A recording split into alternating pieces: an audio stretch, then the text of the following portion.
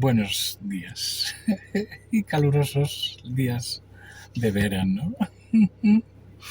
Vamos a ver, yo no sé si visteis una noticia que dicen que ahora encontraron unos barriles venenosos con productos tóxicos, radiactivos, enfrente de las costas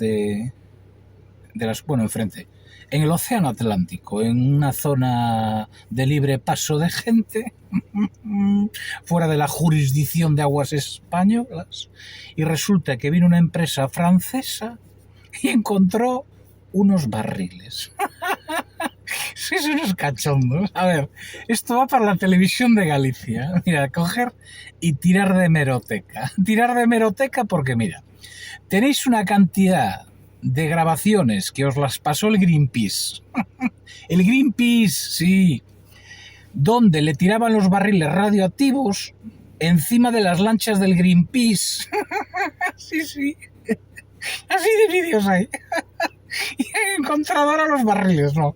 Los barriles ya sabéis dónde estaban. Lo único que habéis ido es ir a buscarlos 20 años después. O 30, quizá 30.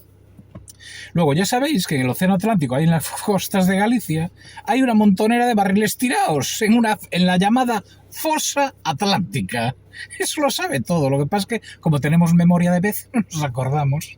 Pero aquí desde el canal estamos para recordaroslo y os señalamos con el dedo.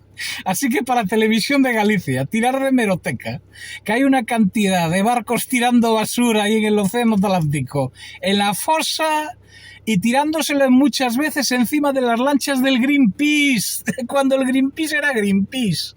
Ahora no sabemos si el Peace es Green o si el Green es Peace.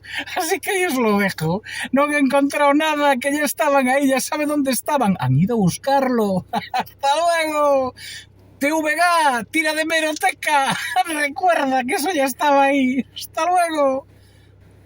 ¡Bo verano! A todos, sentiriño.